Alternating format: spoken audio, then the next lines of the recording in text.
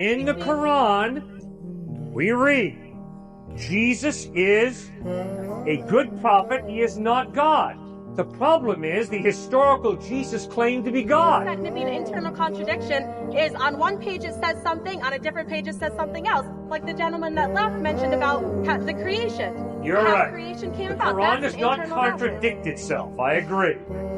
So then But it what's point number two? contradicts Point number the two. historical evidence that Jesus claimed to be God. Claimed. From what, John and Joseph and Mike and whoever? That's right, ma'am, and that's the only thing. That's the only way I can know anything historically. Historical knowledge is based on the trustworthiness of eyewitness testimony. So then why take what John and those people said 500 years before what Muhammad came with? That's exactly why I trust John, because he lived with Jesus. Muhammad was the dude who never met Jesus. John met Jesus, listened to Jesus. But doesn't it come with time that things like that become more inaccurate? Jesus' book isn't here. Jesus' book is not here. Yes, the Gospels of Matthew, Mark, Luke, and John were written in the first century. Okay, Moses' book, eyewitnesses. That's what I want when it comes to historical knowledge. The Torah, right? Did Jesus believe in the Torah? Did Jesus follow Moses? Yes, Jesus believed the Torah was the Word of God, very clearly. So then why do you accept Jesus as a successor of Moses and you don't accept Muhammad as a successor of Jesus? Because Muhammad contradicted Jesus.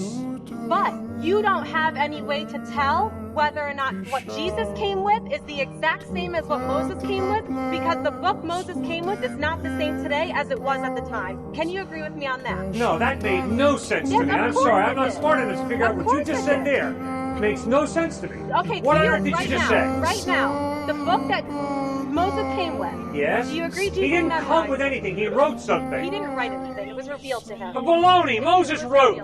No book floated out of heaven to Moses. What makes him a prophet? Moses wrote. What makes him a prophet? The fact that he was a self-claimed prophet? He was a good writer? There's plenty of good writers. That doesn't make them prophets. Goodness gracious, man. No way. What Do I is your accept this definition kind of a prophet? of floating out of heaven book that you do? No one's saying it's floating out of heaven. Well, then what are you saying? Revealed through angels. Do you believe Moses wrote.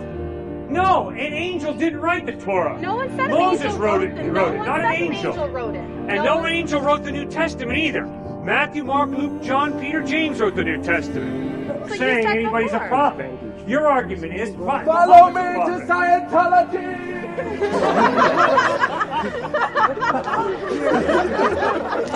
You're here right now. The purpose of you coming here is to quote-unquote guide misguided people. I talked to the people who brought you, and they said your point is not to convert people to Christianity. Your point is to get atheists and agnostics to believe in Jesus. No, yeah. And you, I pray you'll come to believe in Jesus, man. I believe in Jesus. I don't you believe reject in Jesus him as God. You don't accept his death on the cross for your sin. Okay, but we'll stop. We'll go here.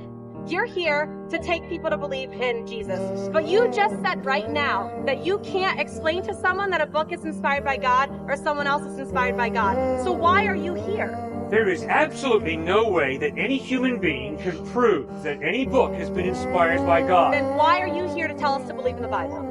Because I am convinced that to believe in God and to believe in Jesus does not mean you have to first believe that a book is inspired by God. So I'm supposed to take cannot you blindly as the believe anything in and life. Jesus? And to blindly believe that the Quran or the Bible or any book has been inspired by God is such a leap of faith.